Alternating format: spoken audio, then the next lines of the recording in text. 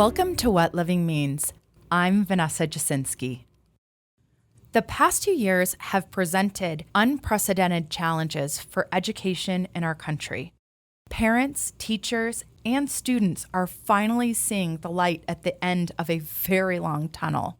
But studies show that a massive effort is required to catch up from the time spent away from in-person learning. On top of interruptions from virtual learning, teaching shortages are putting additional strain on an already stressed system. In this episode, we talked to Richard Tagle of the Denver Public School Foundation on how we can help students catch up in math and reading. We will also talk about programs that create more well-rounded adults and why investing in education is an investment in our future.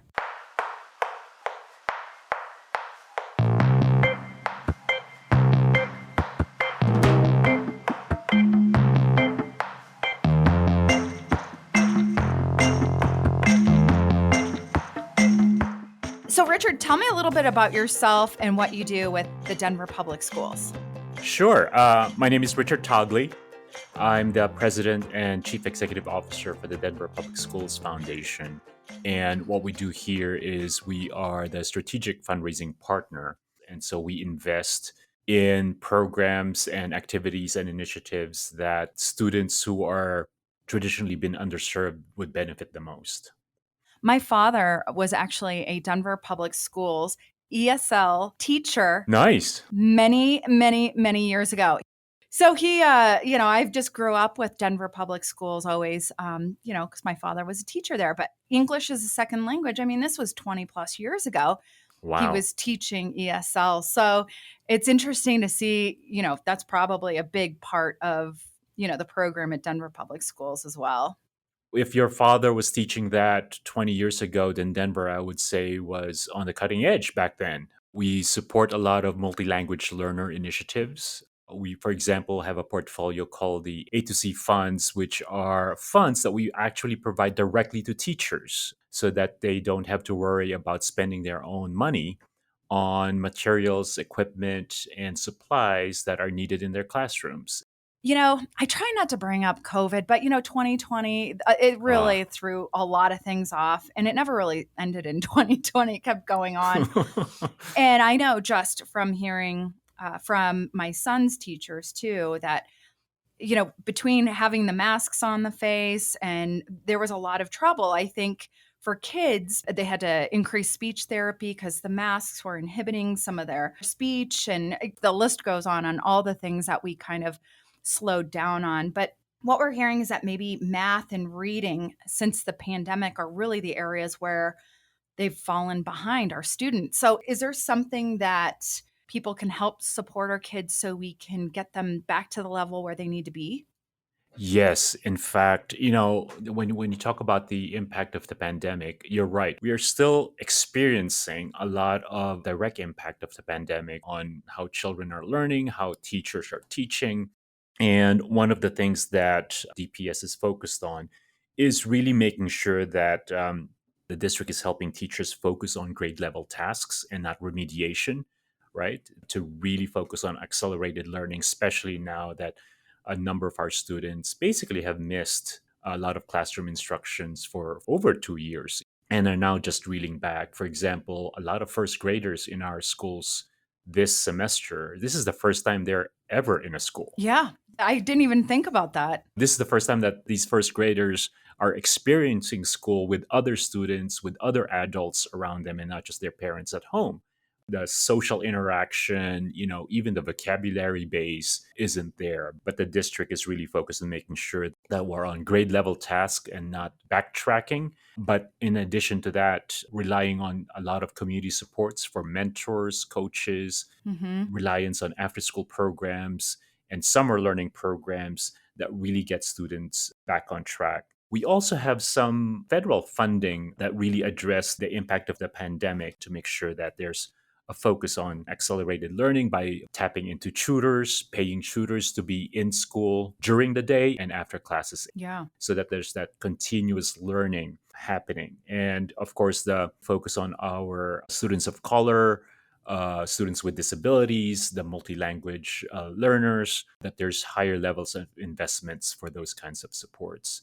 Please do inquire within Denver Public Schools or within the Denver Public Schools Foundation to see how you can help. It could be as small as providing supplies, or it Hmm. could be as big as volunteering your time with other nonprofit organizations that provide these kinds of after school and mentoring supports. Yeah, and thank you, because that's important. We all have to, if it's not financial, is there a way that you could just volunteer your time? I think it's so important. Now, I know being a teacher, not me being a teacher, but my father being a teacher, that is probably one of the hardest jobs, but probably one of the most rewarding, to Right. be able to be a teacher. And I know how hard they work. So, what are some of the challenges that teachers are facing? How do we help teachers? Because I know that is a very important part of our population. And we need to make sure that they have the resources and everything that they need to be successful for our students. Right. I mean, teachers everywhere, not just in Denver, but teachers Hmm. around the world, right? Yeah. Not just experiencing the impact of the pandemic, but this is on top of the stress and pressure that a normal teaching experience already brings. Imagine yourself in front of 20 or 25 students, 20, 25 different attention spans, learning styles, Yeah, I can't imagine. balancing balancing all of that and trying to stick to a curriculum and trying to make sure that everybody is paying attention and you're facilitating all that. And then on top of that, the pressures that the pandemic brings in terms of, some of these students lost family members during the pandemic. Yeah. Some of the families lost work, lost employment, lost income. To me, it's like teachers are feeling the urgency, the burnout, the overwhelming kind of impact of all of this in their classrooms. And so, a couple of things that the district has done was really provide not just teaching supports, but also bringing mental health Mhm. supports to our schools. That's good for students, families, and educators. Yep. The district is also putting in all of these other social emotional learning supports. Mhm. We've been talking about social emotional learning supports for students, but we realize that students, children, adults alike, right? Yeah. We're all experiencing the same stresses, the same kind of pressure to get back to how we knew life pre pandemic. And so that's a struggle in itself. So, Yeah. putting in a lot of social emotional learning supports, putting in mental health access and assistance programs, just counseling programs are going to be very important in this time period. Yeah, and we're actually seeing that in the business world too. I know with our company here, they've started really talking about that emotional support. Right, And then, especially after the pandemic and just trying to get back to normalcy. But it's almost, you had your work right, life before, and then you go home, and then you got to kind of enter into society again, and try to balance everything. exactly. And so the workplace has been very different too. But I know, in our company, for instance, they're very forward thinking, and they want to make sure that we have the ability, if we need to reach out, that we have those That's right. therapists or people to help us through some of these challenges. So that's great to hear. Exactly. If you realize it, before the pandemic, we were able to compartmentalize our lives where we go Hmm. to the office to work and then we go home and Yeah. just be home. Now it's blurred. Uh, that's right. It's blurred. You don't know the roles and the relationships. You are having a conference call or a Zoom meeting while your youngsters are doing school on the Yeah. living room floor in front of their laptops. And sometimes you don't know who you are at any given moment. Are you the parent or are you the manager of a team meeting on Zoom, right? Yeah. And Yeah. it's all happening at the same time. And so I can just imagine the kind of stress that would bring on anyone. Yeah, yeah, absolutely. Here, yes, we do a lot of supplies and things, and back to school in our communities is really, really important Hmm. because I think when you start off that year, all of our communities participate in back to school events. They fill backpacks with supplies because we were seeing that there were some struggles for families to even get supplies. And so we made a big effort to make sure that our kids in our communities went back to school with a backpack full of everything that they need for the school year. But how do educational supplies impact, the child's school experience? There's a tremendous amount of impact. We think of it as supplies, just as supplies, but these are really tools Mhm. for classroom teaching and learning, right? Just imagine if you have to take notes and you don't have a working pen, or if you don't have a piece of paper to write on. Just the same way that modern schools now, basically, if you're not wired for Wi-Fi, it's all of this are also connected to how teachers teach and how students learn and how students interact with each other.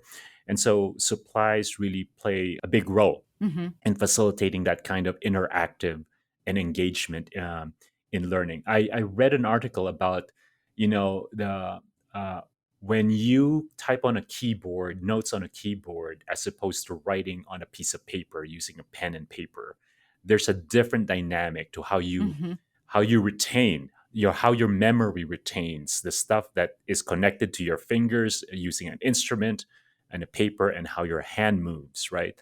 That we are Mhm. wired differently. So when you're just typing on a keyboard, the retention isn't as strong because the movement is the same. Yeah. The way your fingers type on a keyboard is the same way, as opposed to, there's a difference between how you write an S and a Q, right? On Yeah. paper. Yeah. For the longest time, the human body and the brain, it's connected to how we move and how we retain things that we write, that we physically write, and how we read. Some people read with their fingers, right? Some read with their eyes. Some read, with a ruler or a bookmark, line by line. Yeah. Those things, those supplies really help with memorization, help with comprehension. Mhm. So we just think, we're donating a pencil, or we're donating pens or chalk, or whatever. We're really donating ways in which students learn. I love that you called supplies tools. They are changing. They're adding tablets and headsets Right. and things that as a kid I never had any of those things. I mean, I was working with a pencil the whole time. So Me too. maybe some broken crayons, but it's interesting how supplies and those things that they use have changed and it's more expensive. Exactly. I mean, Exactly. I Everything is I more expensive. yeah, and when I purchased my son's supplies for the school year, I just did this, here at the beginning of the year. I think it was $100 for his supplies, and Wow. he's in kindergarten. And for many families, it's a choice between that or groceries for the week, right? And Yeah. so when a Yep. community comes together and says, here's some supplies for students, here are some teaching tools for teachers, you're addressing a lot of the dilemmas. You're Hmm. helping solve a dilemma that a lot of our low income families, or families in underserved communities have to make between Yeah. whether they're going to have food on the table, or whether their children are going to have reading or writing supplies. So, how does DPS help train students?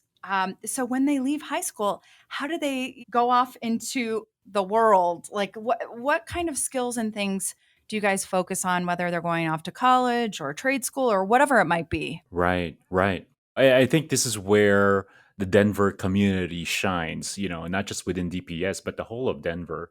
There's great kind of opportunities for all students to look into different pathways, whether it's going to college or taking a career pathway, a vocational technology, education. When I first moved to Denver 6 months ago, I did read about the fact that a lot of communities look at Denver into how we are helping transition young students and even younger adults into Hmm. this technical career college orientation. But we're also, the Denver business community is also opening up its arms around apprenticeships, Hmm. internships, or different ways, or part time work while you're in high school that could count towards a credit towards college or work experience. So to me, it's like there's this whole comprehensive approach to college and career pathways that very fortunate for a lot of young students to have access to. Yeah, and we have we work with a local school here that we do a work study program. So I mean, it's very important to us. I mean, we need to make sure that as a business too, we're trying to help the greater Denver area as well, or even where our communities exist across the country, that we want to make sure that we're partnering to do these things. Exactly. And in this day and age, you cannot just be book smart. You cannot just be all Nope. academics, right? You really need Hmm. to know how to deal with people. You need to have the skills to communicate, to interact, to be around different sets of people or different, Yeah. different orientations and perspectives. And that's the kind of aptitude and attitude and perspective that I think Denver is very ripe in shaping Hmm. in the minds of our young students. I can't think of any other community that is this dynamic, growing both economically, socially. We're becoming more diverse. We're not there yet, Hmm. but we're coming becoming more diverse. But we're already providing the training and orientation for our young people to move about as if we are in a global city, right? Yep. And that having good academic background, but at the same time having the work skills and the life skills needed for you to be able to be productive and deal with different sets of people. I think it's Yeah. important in this day and age. So after school programs are pretty Yes. important. I'm sure you probably see a lot of that with your foundation. How do Yes. we support these after school programs? And I know for some schools they charge you additional funds for these after school programs. It's not always available for families. And if a parent's working till 5, 6 o'clock, that's really hard. The lack of access to these after school and summer learning programs contribute a lot to the achievement gap. So we Hmm. know that this kind of year-round learning opportunities both in and outside of the classroom is important. After school programs also provide that kind of differentiated experiences, learning experiences, so it's not just within four walls, but the whole community is your curriculum and classroom, with field Hmm. trips and other programs coming into your school, bringing you different experiences in arts, sports, STEM, literacy. All of these contribute to the thirst for learning in young people. Hmm. Some students, they're hesitant to raise their hands in a classroom if it's a formal, the teacher calling out and asking a question. They may be shy to raise their hands, fearing that, oh, I might have the wrong answer. But an after school program, because you're around peers, you're not graded, right? Nobody's going to give you a test in an after school program.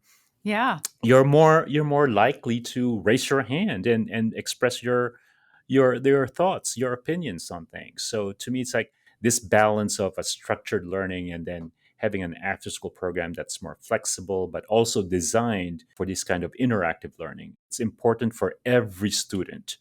Sports was always really important, in my family, especially my father being that tennis coach at Lincoln High School. It was very important that we always participated in sports. Those activities were really important in my development, not just for the health attribute of it, but also just, you can learn so much. This notion of focus, coordination, again, not just health related, but knowing your body, how it moves, what's the best way for your body to move to in order to have best impact on what you're doing. uh, just this self-awareness, right? Sports develops that. And Yeah. the benefits are, you become healthier, you get to get along with your teammates. That's part of what everybody should experience. You don't have to be great at it. You don't have to become an athlete, Hmm. but to experience, whether it's solitary sports like running, track and field, or team sports where you play football and baseball with your friends, because there's a social element to that. So, just going back to that, it does cost a lot of money too for sports. Yes. There's a cost associated with a Right. lot of these sports. And how do we make sure that kids have accessibility if they have to get equipment and things, cleats? Those are expensive, uniforms. And I think this is where the community again comes in, right? DPS has limited budgets for making sure that everybody has the sports equipment they need. But a lot of us, we have basketballs, baseballs, sport equipment that's just sitting in the garage. We can donate those or donate funding so that schools can afford sports equipment. We again, harken back to our A to Z fund, which provides funds to classroom teachers and schools so that they can buy the equipment they need, including sports equipment. So people can donate to the DPS Foundation and say, we want this to go to A to Z fund to any kind of sports equipment needed by schools, or donate your unused sports equipment that's just sitting in the garage that nobody's using. Schools can use that. Yeah.